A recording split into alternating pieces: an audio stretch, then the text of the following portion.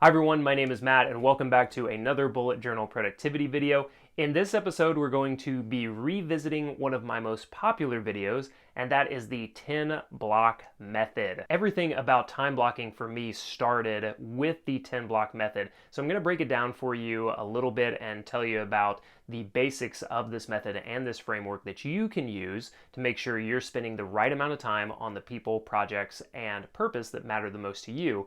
But if you want to see the full OG video, make sure you click right up here in the top and you can see the entire video. I want to give a shout out to the sponsor of this video. It is the new Post-it app and Trello integration, a really cool way to convert Post-it notes into cards on a Trello board. I'll show you exactly how later in the video, but right now, let's get back to time blocking. For me, everything started with those 10 blocks, and the way that I thought through those, just to give you the basics of it, is that I thought about the normal 40-hour work week, and then I broke that down into 10 4-hour blocks. Now, you can do the math any way that you want. Like I said, I was approaching this more from a work perspective, and so 10 4-hour blocks made the most sense to me. But there are a lot of ways that you could do this, and you could do the math any way that you wanted to. If you want to think of it in terms of like side hustle time, and you know that you can give yourself 6 hours a week, then maybe you're thinking about like, if I have 6-hour-long blocks, what do I need to do in those 6-hour-long blocks? So that's more of the strategy that we're going to be talking about today, is this time blocking strategy of making sure that you give the right amount of time to the people, the projects, and the purpose that matter the most to you as you look at your day and as you look at your week. One really good way of seeing a big picture view of what you want to be spending your time on is to use Post-it notes. Let's use the 10 blocks method as an example. Each Post-it note represents one of the 10 4-hour blocks. So what do I need to do for each one? Well, I know that one will be used up in meetings and meeting prep. One is for planning and reviewing the tests we run in the business. 2 are for emails and messages with customers. 2 more are for the actual conversations with customers, whether that's video calls, phone calls, whatever it might be, sending videos. 2 more are for working on the new tests and experiences that come from my research and conversations, and 1 is for the miscellaneous tasks, and 1 for documenting my work. Those are the 10 blocks for a normal 40-ish hour week at Podia. What I love about Post-it notes is they allow me to quickly write, review, and move my time blocks around and see which days they fit best in. I've been using Post-it notes for years, which is why I'm really excited and grateful that they're sponsoring this video. Even better, the Post-it app is integrating with Trello, a visual project management tool, so you can transfer ideas from paper to digital and keep the momentum going long after you're done brainstorming. Remember, you can do whatever math you want to define the times that you block off for the work that you have or for the projects or the new hobbies that you want to pursue. But realize that no matter how much time you have or how much you control your schedule, I know there's some variations on that for every person, time blocking is a really effective strategy for making sure that you're spending the right amount of time on the right projects as your days and weeks go on. So I want to be clear that I'm not only working 4-hour blocks throughout the week. There are lots of other times where I work on something for only an hour or 2, or sometimes 30 minutes, 3 hours, whatever. This is why I have the visual gauge of the 10 blocks in my bullet journal. Each block that you see here represents 4 hours.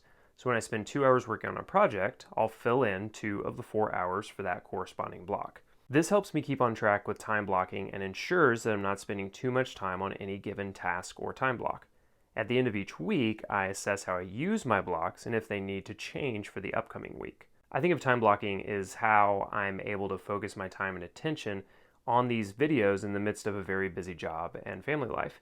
Every day I have about 1 to 2 hours blocked for working on a new video, the Themes for Thinkers email newsletter, or my upcoming course, which you'll hear a little bit more about in a minute. Because when I look at the day's plan, I can see where I've blocked those times, and I just stay consistent with it. This allows me to be fully present and engaged with making videos, while also doing the same for time I have blocked for work, family, my wife, and exercise. So if you were to look at my daily schedule, it's often completely filled. Not always with meetings, but reminders about what projects and which people I've blocked off for that amount of time.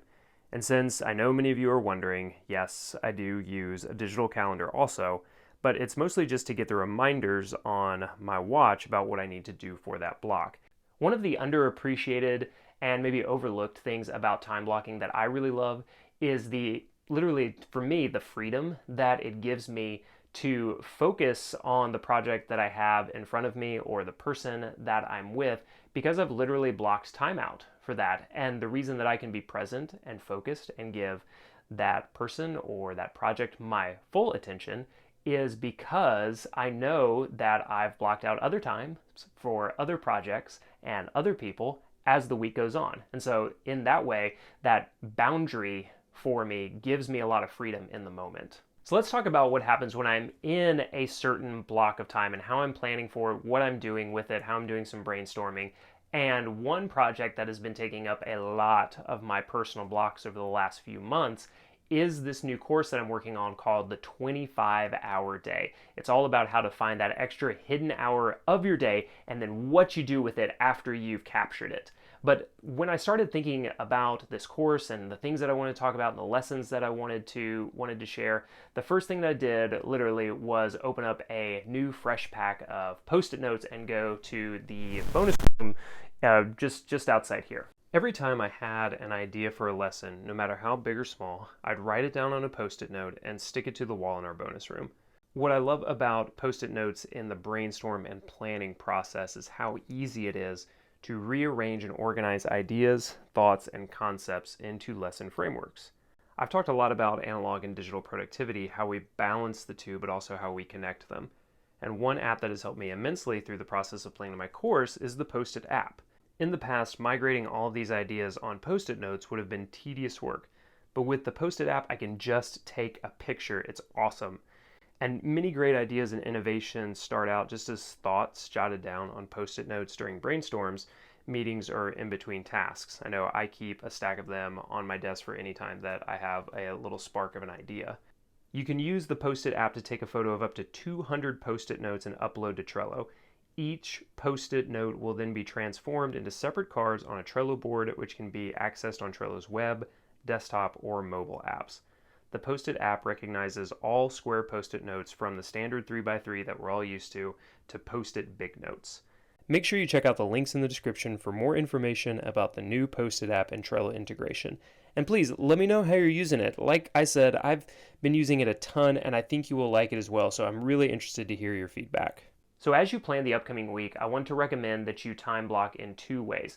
The first one is to proactively look at your schedule for the day and for the week ahead and block out the times that you have, whether it's errands or school or work or whatever it is, but go ahead and put those time blocks in. And that leads into the second part of this, which is to look at your committed time blocks and try and find just one. Try and find one free block that you can put into your schedule to spend more time on something that you want to do. That could be writing, that could be making videos, that's what it is for me a lot of times. It could be exercising, it could be a new hobby, it could be a new habit that you're trying to develop, it could just be reading or whatever. It could be with a person that you want to spend more time with.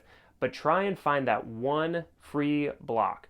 Block it out, commit to it, stay consistent with it, and whatever you're trying to do, I think you will see incredible results just from time blocking. And one of the wonderful things about it, again, going back to that freedom piece, is I hope you feel free to do that you feel a clarity and confidence because you already know that you've blocked out all the other things that you have time for throughout the rest of your day and week. Thank you so much for watching this video. I loved putting it together, and I'd really like to hear how time blocking has worked for you in the past if you've done it, and if you're interested in doing it in the future after watching this video. If you have time blocked in the past, I'd love to hear from you in the comments. Please let us know your experiences. I know we would all benefit from hearing from you about the pros and cons of time blocking, and especially how you stay flexible with it when things might come up during the week. Again, I find time blocking to be a great strategy for staying focused on the people and projects that I have right in front of me at the time, because I have already blocked out other times for other people, for other projects, and it allows me to stay really focused and give 100% of my attention to what's right in front of me. So thanks again for watching this video. I hope you enjoyed it. If you're new here, go ahead and give it a thumbs up and subscribe if you enjoyed it. And if you're watching here at the end, you probably enjoyed it. You should subscribe. There's going to be more like this. But I hope everyone enjoyed it. I'd love to hear from you in the comments, and I can't wait to see you in the next video. Thanks. Have a great day.